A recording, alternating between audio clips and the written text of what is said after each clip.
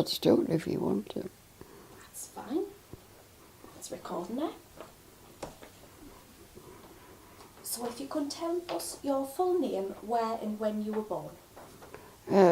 By Constance Jameson. You've got that. Yeah. And I was born in Croft, near Darlington, 1920.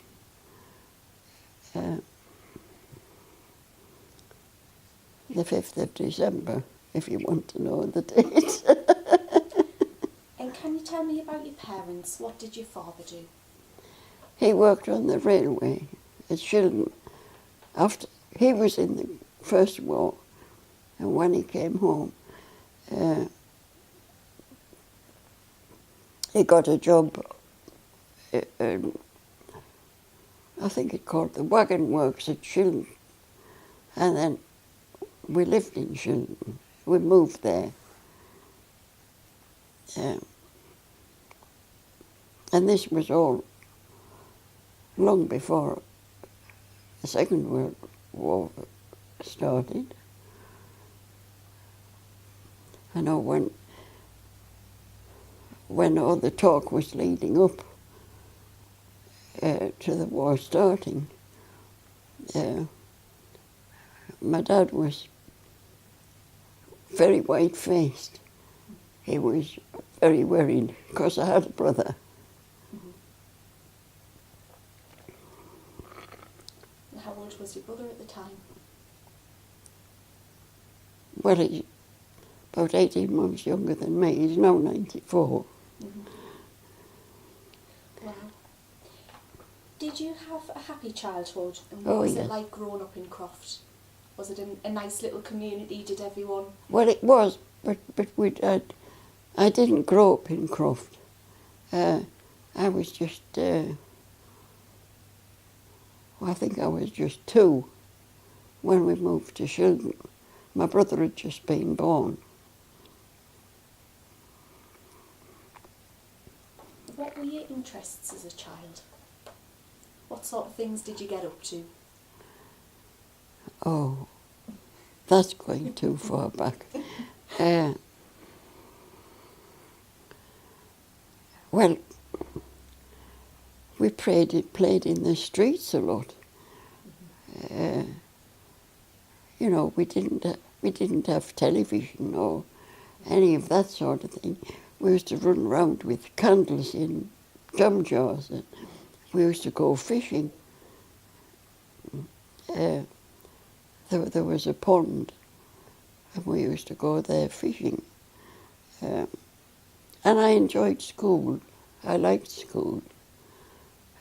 We did a lot of, I think it was called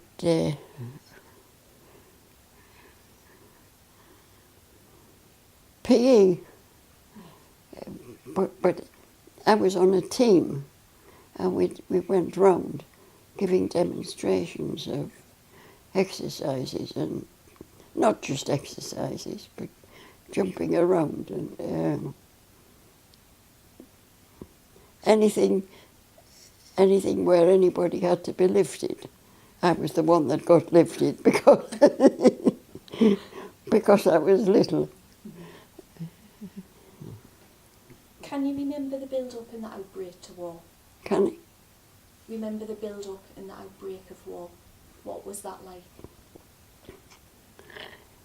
Very traumatic. At the start it was, well, like a big black cloud over everybody.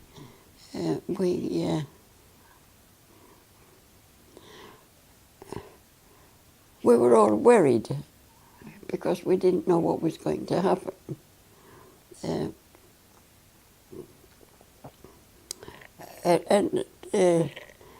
I had trained as a children's nurse, and I was working in Newcastle with a very nice family, 2 lovely children, a little boy, well, he was just a baby, and his 5-year-old sister. who is now 84, and I'm still in touch with her.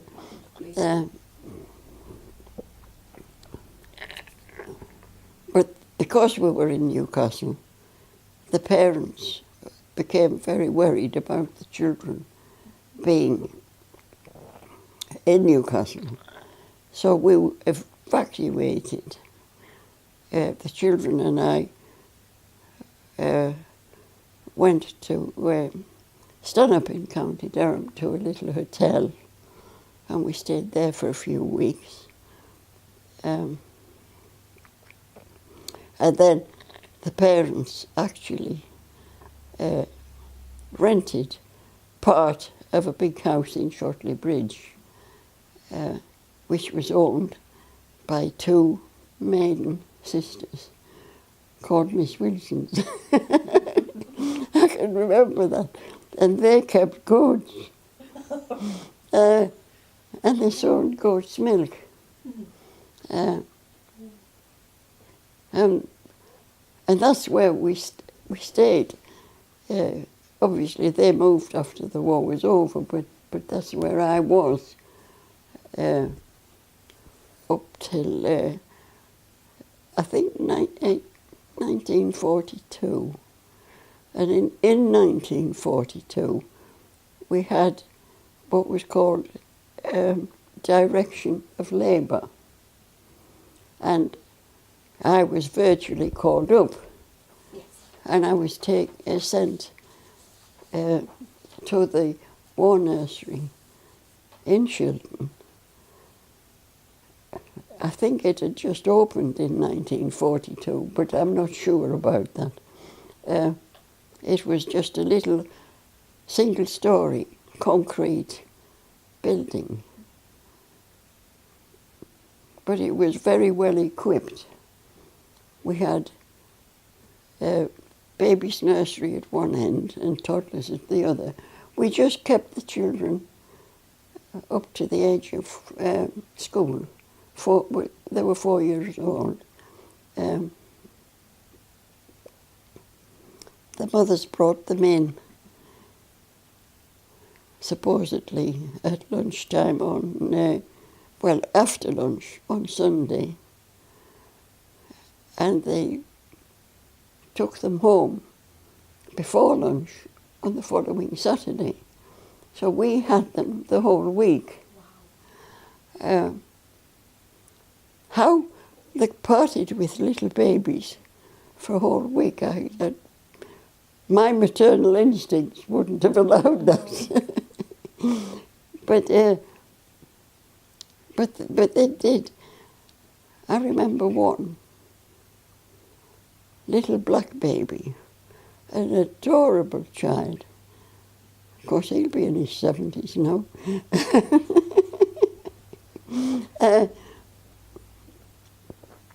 And his mother brought him in. And of course, I had nothing to do with admitting them. The nursery was stuffed entirely by trained nurses, not like that one in High Wycombe. We didn't have any pupils or trainees. We were all properly qualified. And either the matron or the sister were there for admissions. But this black baby that we looked after for the week, when it came to taking him home, the mother just didn't appear. She'd abandoned him. And of course the police were called. And when they went to investigate, she'd given a false name and a false address. She wasn't there. So I didn't know what happened to him after that. I often wondered. He would be taken into care. Whether they ever found his mother or not, I never found out. But most of them were happy children. Like he said in that Wycombe one, Monday morning was knit day. and we would clean them up. I mean, some of them, just the odd one or two, and we would clean them up on Monday morning, and they would be alive again when they came back.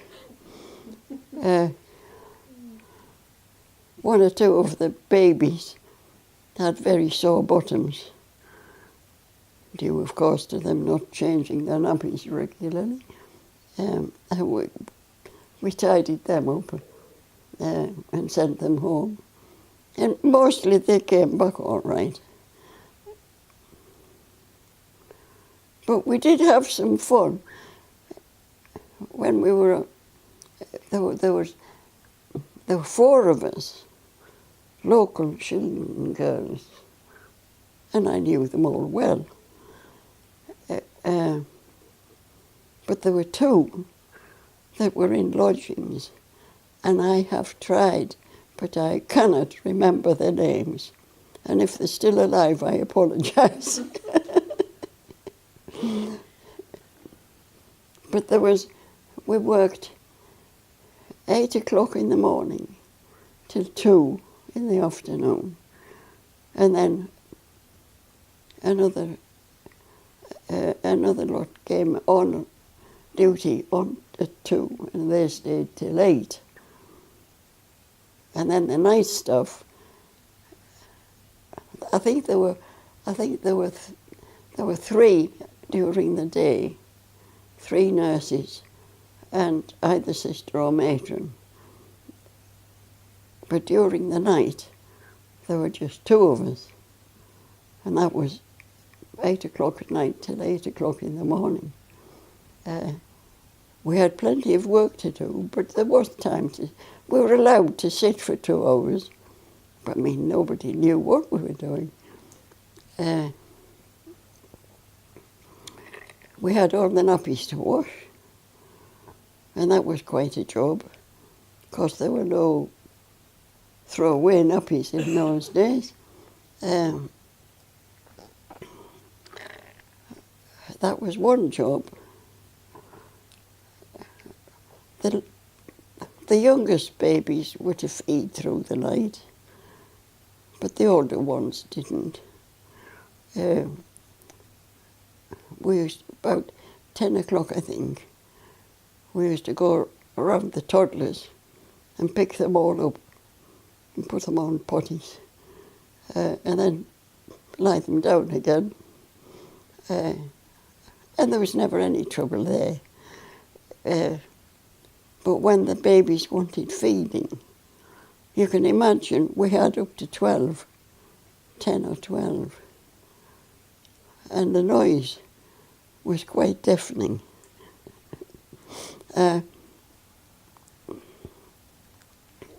tiny babies we nursed, but some of the bigger ones, I mean, they weren't very old, but they were old enough to hold their own bottles.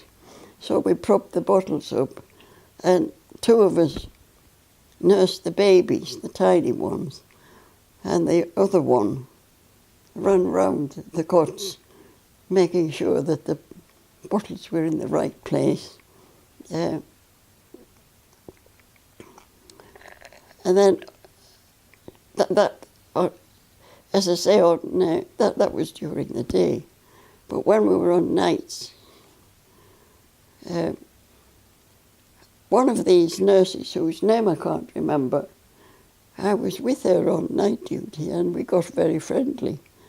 And she was in lodgings close by, because I lived at home with my parents. And we used to go home, have a meal, then go into Darlington, have a look around the shops, perhaps go to see a film if that was what we wanted. Come home, go to bed for a few hours, and then be back on duty for 8 o'clock, which was fine. The little ones, the toddlers,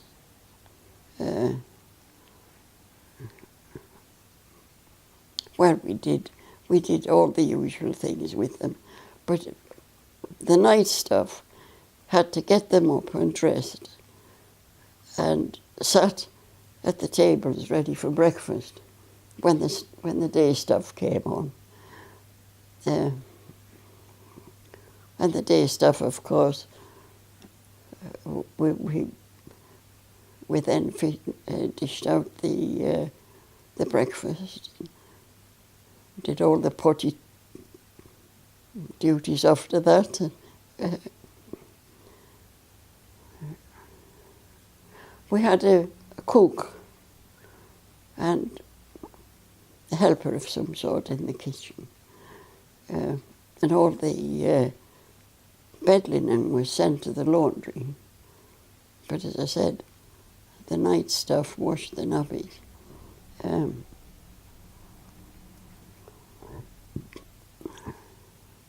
I was engaged to be married by then.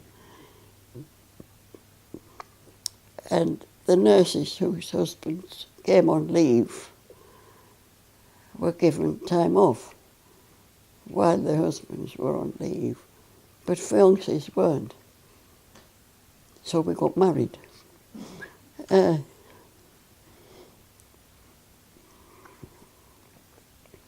He came on leave. They only ever had 7 days leave. Had a series of honeymoons, 7 days honeymoons. But he came on leave January 44. And I never saw him again for 13 months.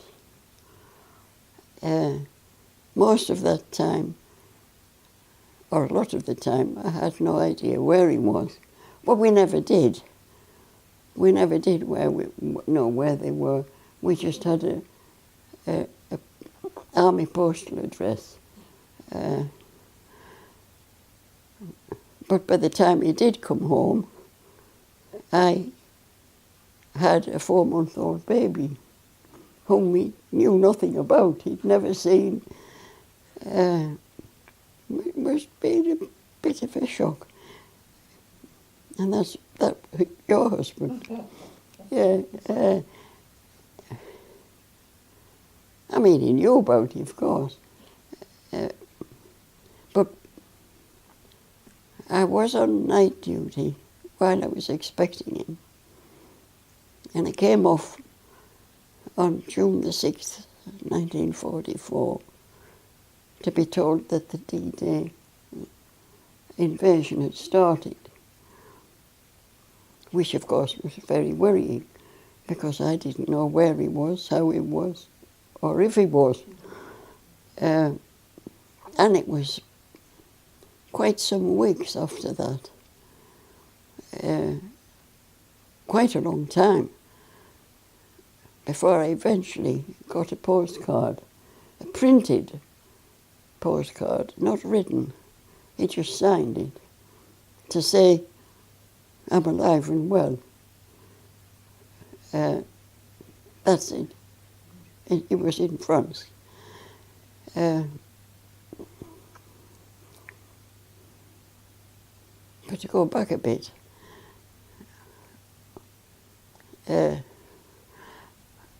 at 7 months, when I was 7 months pregnant, I left. I had to leave. We couldn't leave before 7 months. We had to stay in the job, but we couldn't stay after 7 months. So after that, I did lots of things. And one of the things I remember was helping the WVS they had taken a room in the Friends meeting house. And there was the soldiers that were billeted. We had the Sherwood Foresters in Shooton then. There was games tables, tables where they could write letters home, and a post box. The WVS ladies Uh, but my greatest memory of that was making beetroot sandwiches. Some of the men had allotments and they grew the beetroot, and the ladies boiled them, and we made the sandwiches. Occasionally we had a bit of cheese and made a cheese sandwich, and occasionally we had spam, but mostly it was beetroot. And quite honestly, the boys liked beetroot sandwiches. And I've always liked beetroot myself. So every time I have beetroot, I remember making beetroot sandwiches for the soldiers.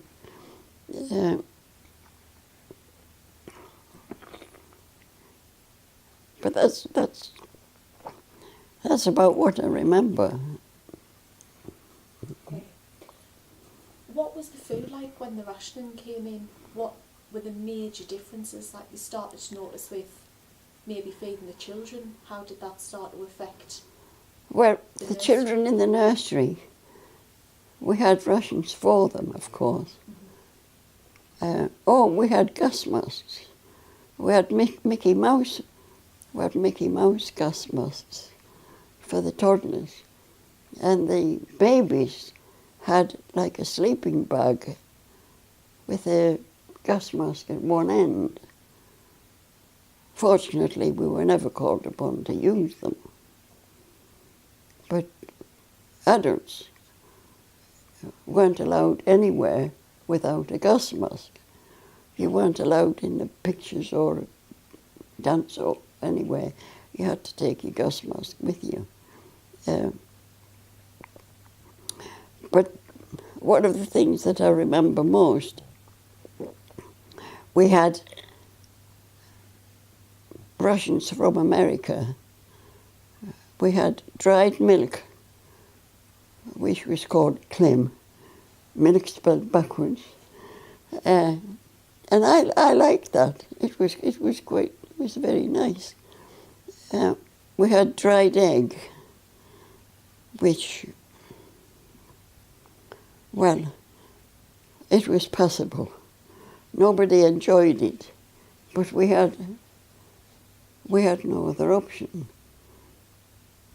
Fortunately, my husband came from a farm, so we did have, whenever I got through to see them, see my in-laws, we did have eggs and farm butter, which my mother-in-law used to make. That's one of the things that I remember most about rationing. We had 2 ounces of butter per week, and that isn't very much. And the rest was margarine, but we didn't have modern, like, spreads like we do now. The meat, there wasn't very much of it. I can remember being in hospital with with other women, and 2 of these women were suffering from malnutrition because their husbands were in manual work and they'd given their rations to the husband. In one instance, the husband had demanded them. In the other, but the other one, she just had told him she wasn't hungry, she didn't want it, and but that was one effect of the rationing. Sugar, I didn't miss terribly. We all had sugar in our tea regularly before the war, but we all gave it up. And I've never had sugar since in tea. I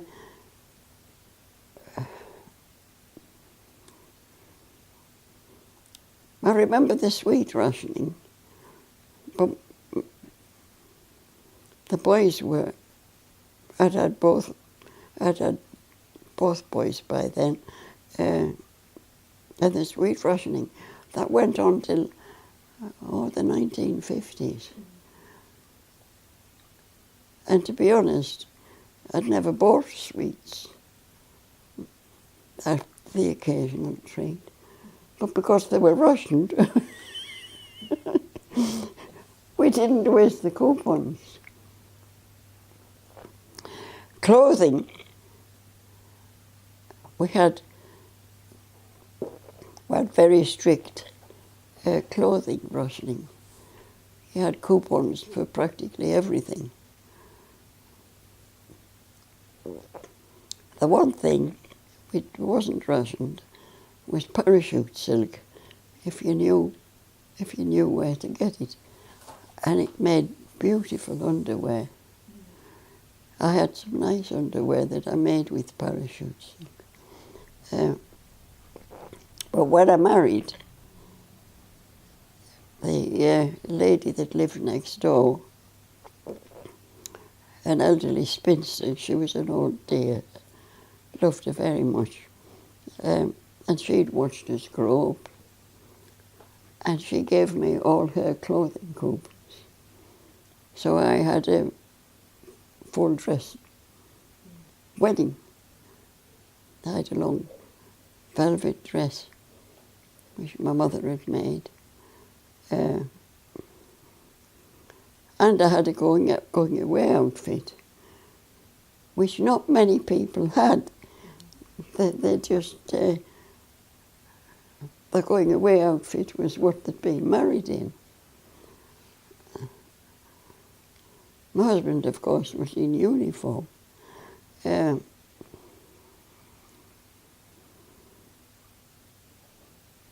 used to go to the local butcher or grocery.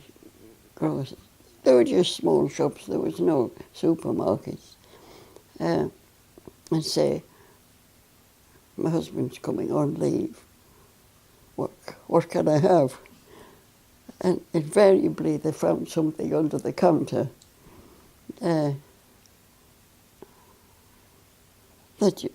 maybe a tin of beans or a few sausages or something like that.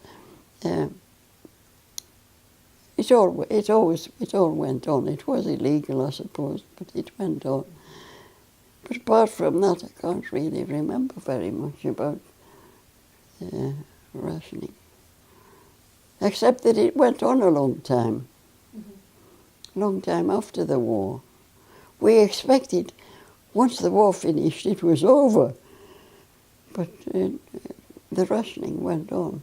Of course, the merchant shipping had taken a very hard, lost a lot of ships and a lot of men.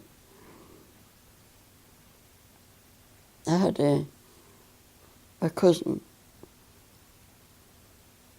who was married to a Royal Marine. He was in the Merchant Navy. And one thing that he mentioned afterwards was because he was a bandsman and he had to play the last post when they buried anybody at sea. And he had to do it a lot. And that was one of the things that upset him.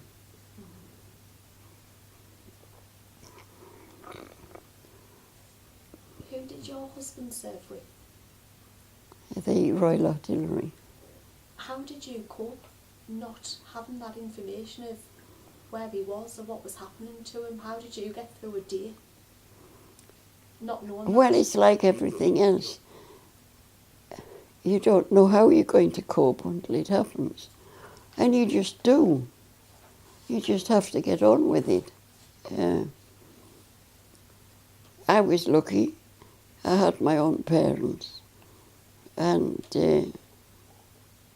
while I had to travel, I visited his parents as well, and did have a lot of support.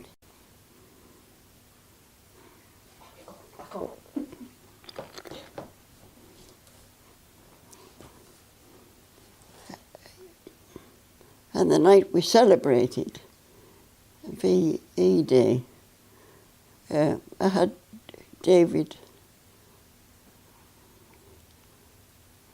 he was creeping about, and my cousin was pregnant with her first, with John. So we just we didn't go out. We didn't do anything because we were somewhat handicapped. And it was a village. Great Ayton wasn't just a little village. Well, it's a big village, but I think that had a bonfire, and we watched the fireworks through the window. But everybody was highly elated, obviously. I mean, the lights went on and the bells started ringing. Jubilation. And of course we'd won, which we knew we would. And did it take long from the end of the war for your husband to come home? Yes.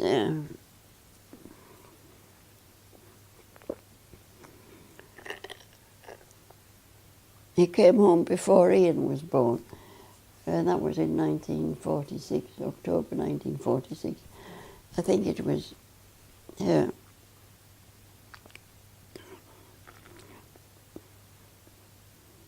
will be at least a year. And it was released early. Because my mother-in-law got him a job on a farm, which of course we hadn't intended, but at least it brought him home early. And can you tell us a little about your life after the war? What happened from then?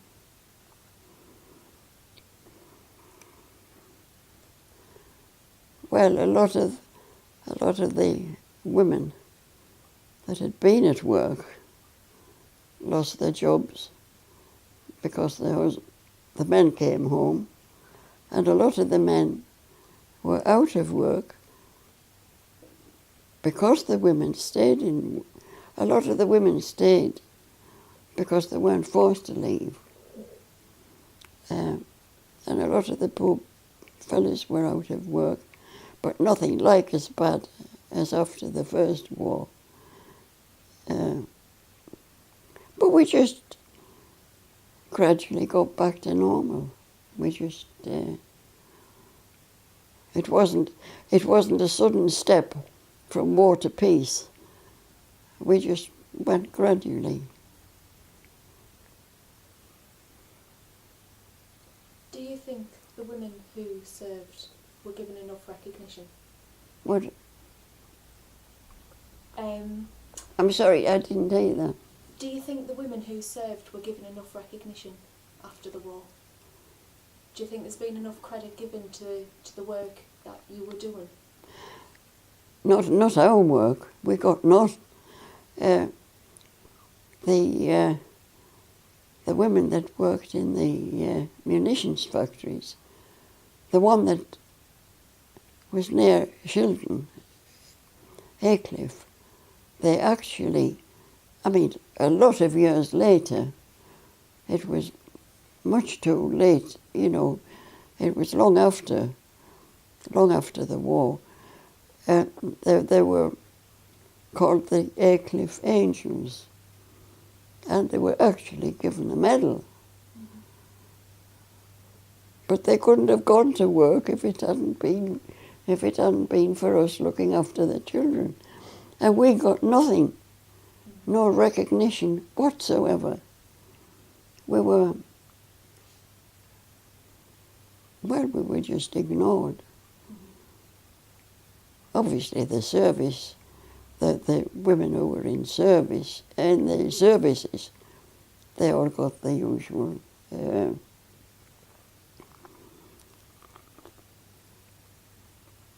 But once the war was over, even those that had been in the services were finished. Where they'd been very important, they came home to being nothing. You know, it was a blow to them. I, of course, was just a wife and mother after that. I never went to work anymore. But a lot of them, women didn't want, after that, to go into domestic service and shop assistance and what they'd been doing before the war.